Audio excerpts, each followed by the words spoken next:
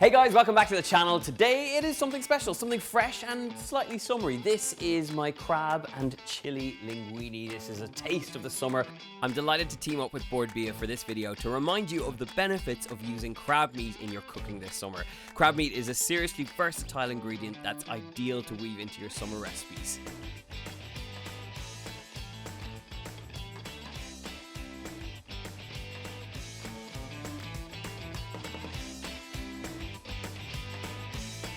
To start off, I have a big pot of boiling water, and the beauty of this recipe is that it only takes a handful of ingredients. You want to heavily salt your water. It should taste pretty salty so that your pasta takes on a bit of flavor as well. In terms of ingredients for this recipe, we've got our crab meat, which you can buy in most fishmongers. It's a really handy one, and it's one that you can use for a whole heap of things. I love making little crab fish cakes, or crab cakes. Yeah, they'd be called crab cakes.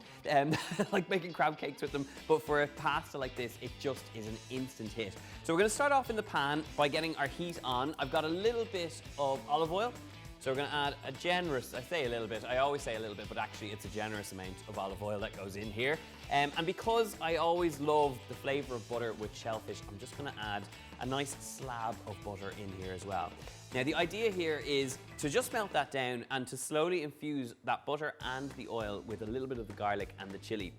What I love most about this recipe is that, like I said, it's only a handful of ingredients. I'm adding a bit of green in the form of the courgette, but you could use something like a peppery rocket, would be gorgeous in here. So as soon as this comes up to temperature, we're gonna go in there with our chili and our garlic. Now, if you don't want the spice, you wanna leave it out. This is a lovely fresh tasting dish just as it is. But garlic is essential here. Chili, it's up to you. If you don't want the heat, leave it out. But for me, I really love the kind of spicy tickle it adds alongside the crab. It works really well.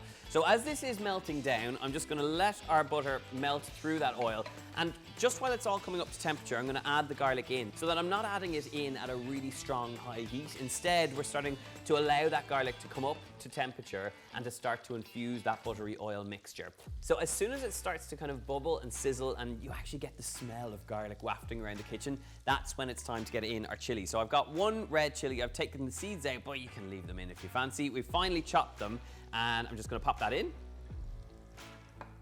Give that a good stir through. And I always think in recipes where I'm using lemon juice, I always like to add the zest in, and this is a good moment to add it in because we're gonna get all those lovely essential oils infusing into the buttery, oily mixture, and we're not wasting any bit of that lemon. So our zest goes in, and instantly you've got smells of lemony freshness, you've got garlic, you've got chili, you've got good things going on in this pan. Essentially, you're making just this like beautiful slick of fat that is flavored up and ready to rock. So once that's all in there, I actually nearly forgot I meant to cook the pasta. So I've got my big pot of boiling water. We're gonna get the pasta cooked. And while that's simmering away, we're gonna get back to our garlic and chili mixture. As soon as that lemon goes in there, it is just phenomenal. So the smell in this kitchen is gorgeous. To be honest, I would just spread that over toast and be very happy for my dinner. A little sprinkle of salt, it would be gorgeous. Now, when it comes to your chili and garlic mixture, we're gonna add very quickly in some of the brown crab meat. This is the sort of darker meat that you get from crab. It's not from the claws, it's more from the kind of the head area of the crab. And it's really flavorful. I always think it's a real shame when you don't add the brown meat because it adds a depth of flavor to a dish like this that you just don't get with just white meat. So add that through. We're gonna allow that to kind of sizzle out. Now, of course, you could leave out the brown crab meat if you don't want to, but I love the funky seafood flavor you get from it.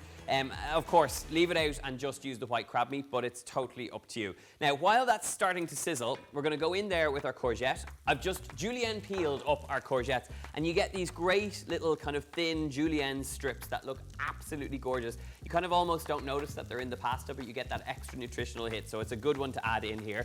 You wanna get those courgettes in there, get them stirred through, and let them cook out ever so slightly until they lose a bit of their bite. Meanwhile, we're gonna check on our pasta, see where we're at. It does need about, 9 or 10 minutes just until it's al dente. So while that's cooking out, we're gonna get our courgette nicely cooked, and then it's time for the white meat.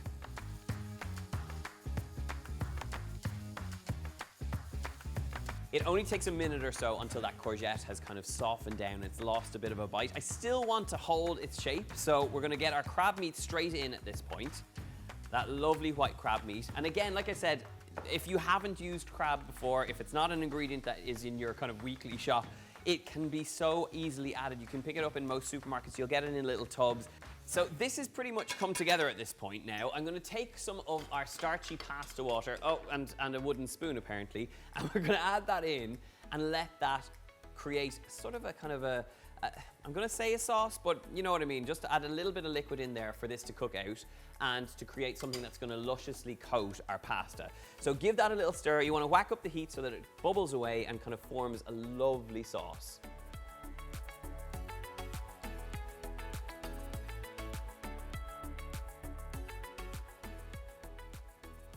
So once that liquid has simmered out ever so slightly and your pasta is cooked, scoop it straight out and get it into the pan.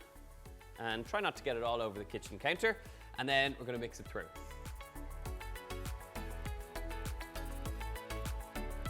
With the pasta in the pan, while the heat is still on, I'm going to very quickly slice our lemon in half. We're going to grab up a good bit of lemon juice and squeeze that in there. It's a lovely fresh hit, particularly with that richness you're going to get from the brown crab meat. Get that in there, and you want to go in there with plenty of herb action. So I've got some chopped flat leaf parsley and a good seasoning of sea salt in here as well.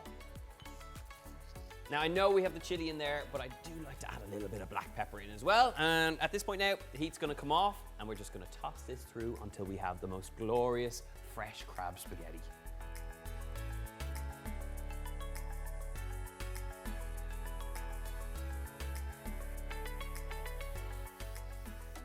Now, this is your moment after all that action to just take a breather in the kitchen and slowly toss that beautiful crab, that buttery, crabby, chili garlic mixture all the way through the pasta. And this for me is just a gorgeous, simple, summery supper that takes, as you can see, just minutes to make.